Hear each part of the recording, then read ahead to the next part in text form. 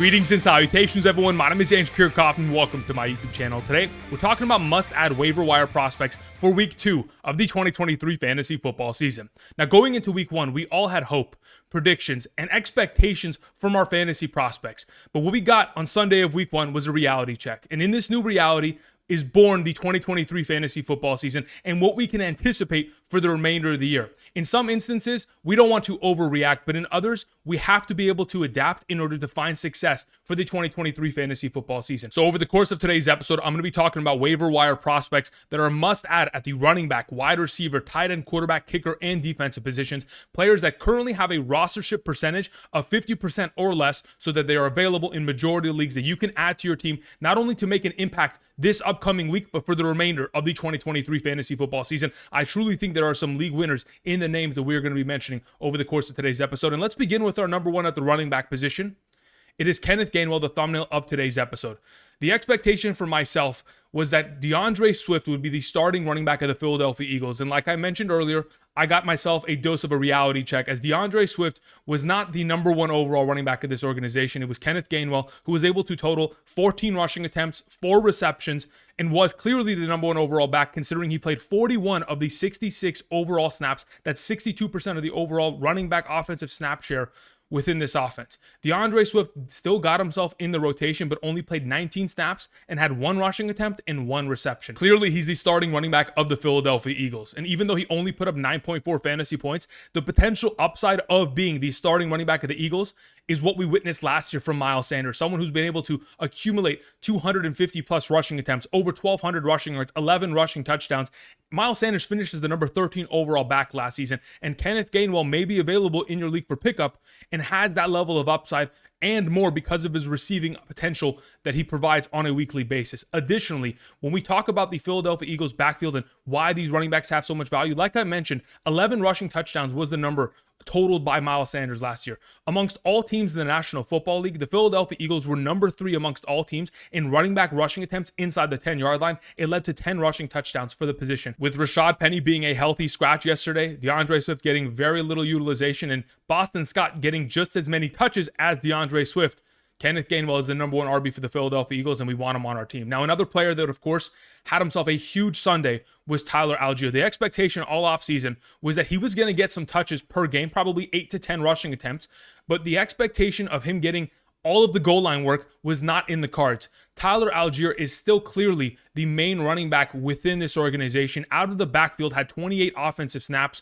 while out of the backfield, Bijan Robinson only had 21 snaps of his overall 32. Bijan Robinson was on the field more often, but Bijan Robinson was the leading receiving option of this organization. Bijan Robinson was able to accumulate 6 targets and 6 receptions of the overall 18 passing attempts that Desmond Ridder had on Sunday. But ultimately, the lead running back, Tyler Allgeier, with 15 attempts for 75 yards, 5 yards per carry, 2 rushing touchdowns, and also got himself a sprinkle of receiving work, 3 receptions on 3 targets for 19 receiving yards. This is very reminiscent of what we witnessed Tyler Allgeier accomplish late last season throughout the fantasy playoffs, where he took over this backfield. He's just as dominant because of how great this offensive line is, and if they're going to continue to give him the goal line snap share, I mean, by all means, when you look at all teams last season in 2022, amongst all teams, the Atlanta Falcons were number 5 in terms of running back rushing attempts inside the 10-yard line.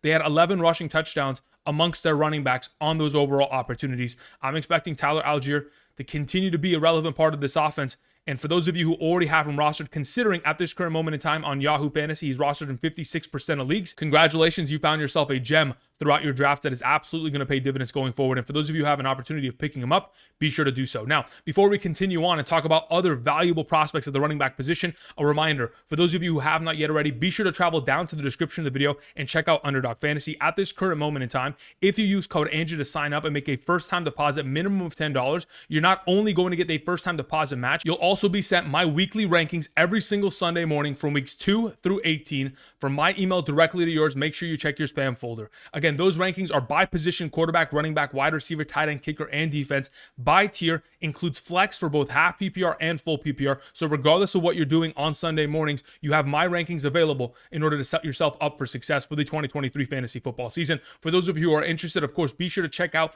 whether or not you're eligible via the map on the right side of the screen. Based on your location and your age, You'll determine your eligibility. Take advantage of the opportunity. Help me help you for the remainder of the 2023 fantasy football season. And of course, draft responsibly via Underdog Fantasy. Thank you very much. All right, let's talk about Kyren Williams, the number 3 running back that, really was another one of these shocking surprises for week 1, a reality check of sorts. Cam Akers is not the starting running back of this organization, as Kyren Williams pretty much locked down the job. Having played 53 overall snaps on Sunday, that was top 5 amongst all running backs in the National Football League on Sunday, including the fact that Cam Akers only played 28 snaps of the overall 81. It's pretty much 2/3 of the opportunity of snaps going towards Kyren Williams. The fact that he is a capable receiving back also helps his overall potential. Now, even though he wasn't able to get much work in the receiving game, ultimately his 15 rushing attempts, 52 rushing yards, and 2 rushing touchdowns were the biggest difference makers. Specifically, Kyren Williams did run 74% of the routes ran out of the backfield, while Cam Akers only ran 10%, and Kyren Williams had 3 of the overall goal line rushing attempts, while Cam Akers had 2. Obviously, Kyren Williams, 2 rushing touchdowns, Cam Akers 1.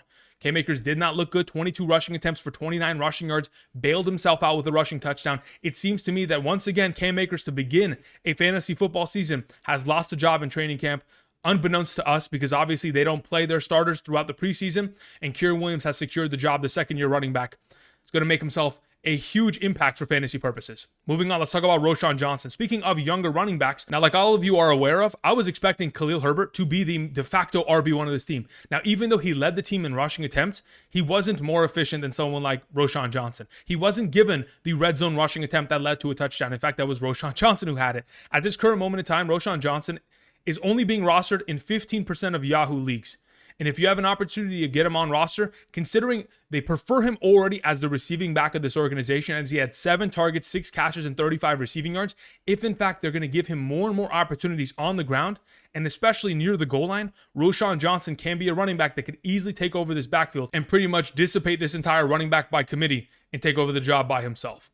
Moving on to our number 5, we have Zack Moss. Now, Deon Jackson on Sunday was an absolute mess. Deon Jackson had himself over 10 rushing attempts, but fumbled twice. And if you guys remember in the past, in that Minnesota Vikings game in 2022, the biggest comeback in NFL history, Deon Jackson fumbled the ball late in that contest, and that was one of the main reasons he lost the job last year to Zack Moss, who eventually took over the starting running back position of the Indianapolis Colts late when Jonathan Taylor was injured. And that's what we're going to expect to see going forward, because Deon Jackson fumbled once again, twice actually yesterday.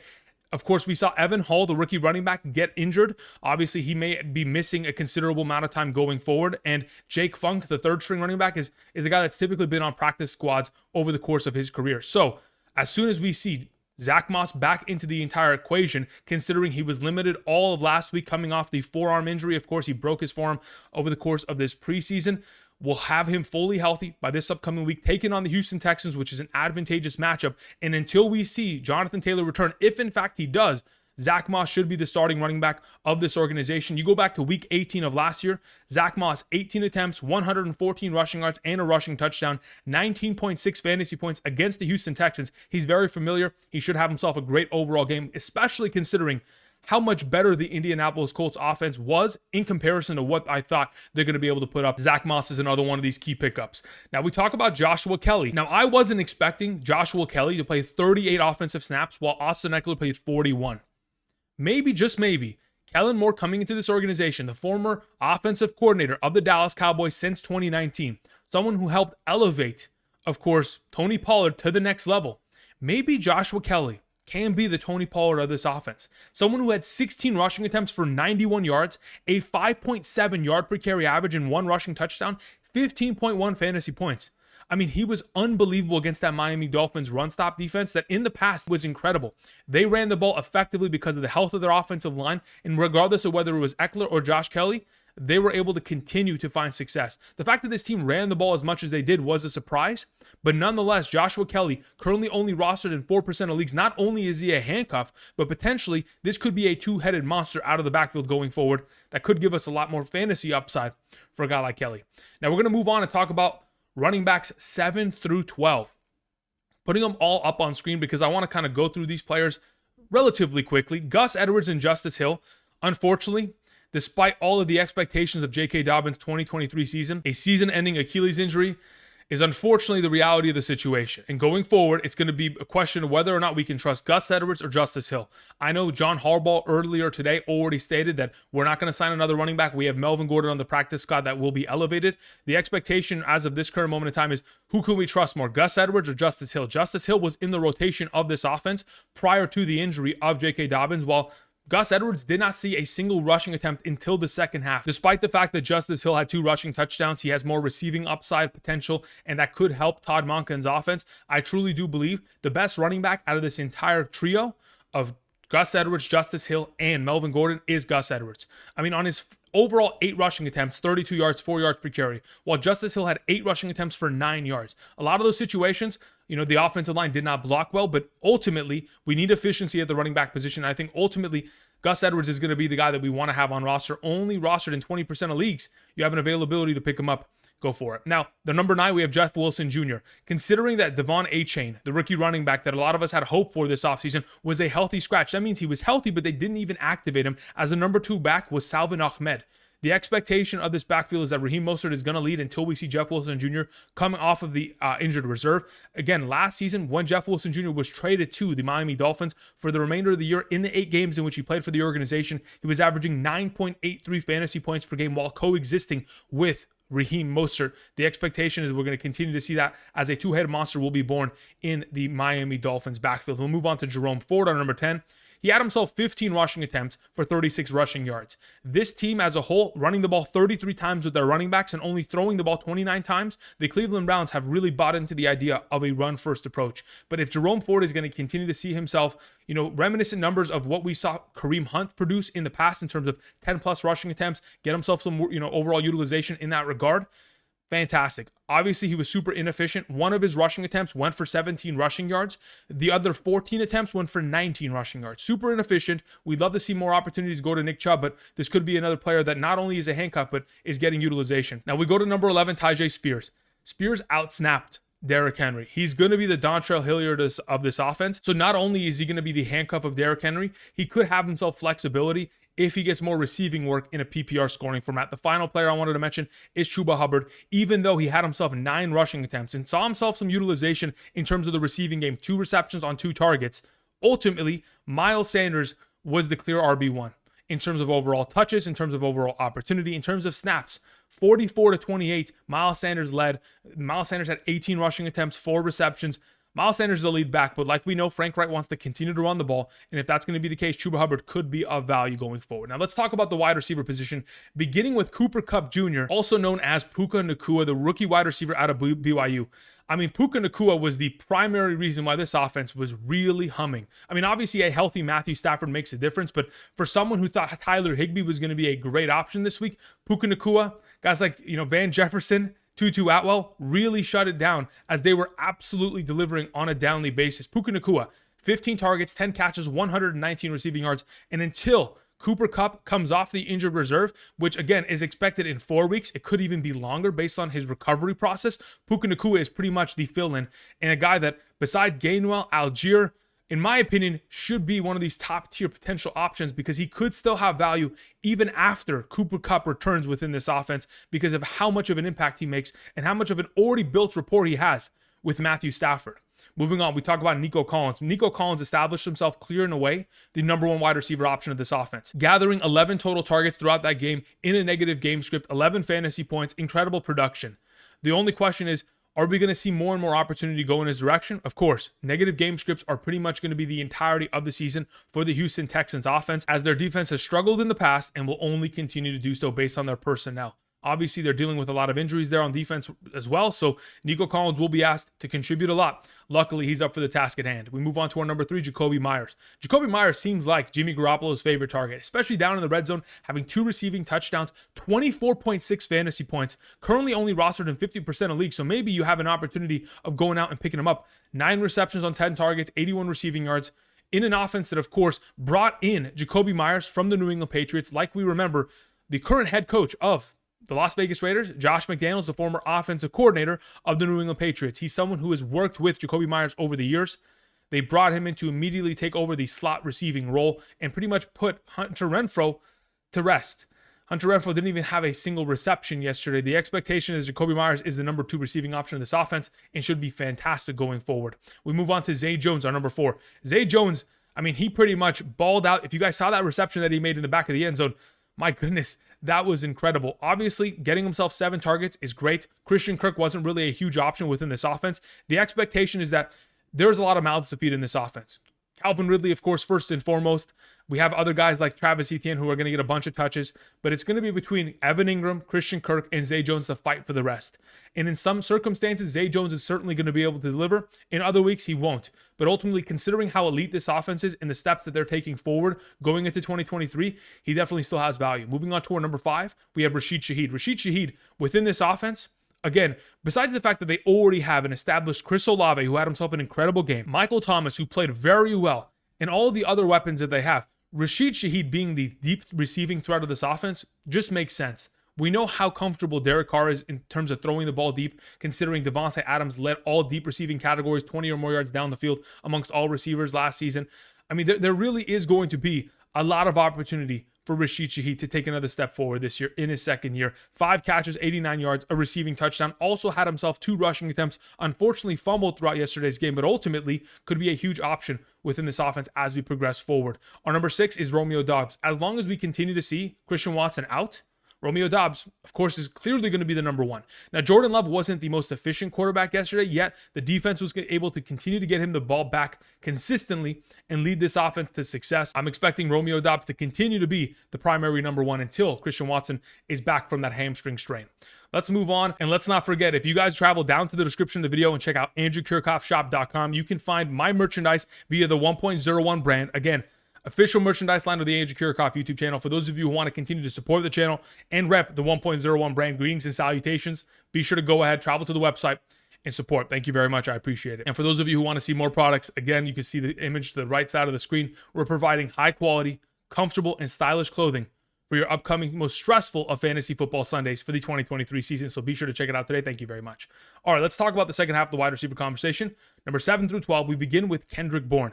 The fact of the matter was, Mac Jones threw the ball 53 times, and 20.7% of his target share went in the direction of Kendrick Bourne. Can we expect Mac Jones to throw the ball that much? No.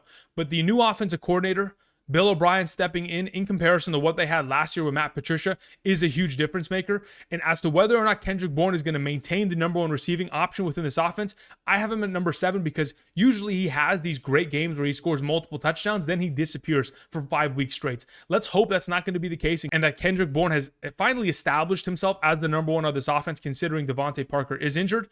But for right now, not a bad option. Tutu Atwell, 6 catches, 119 yards, a incredible deep receiving threat. This upcoming week, taking on the San Francisco 49ers is going to be difficult, but as long as he has that deep ball, potential, it's going to be him or Van Jefferson finding a lot of success in a given week, which obviously has a very high ceiling that we always want to tap into for fantasy purposes. Moving on to Robert Woods. Speaking of the Rams, Bobby Trees for the Houston Texans. This is his 3rd team in 3 years. And joining the Houston Texans, the expectation was that he would be a veteran presence, and that's exactly what the case was.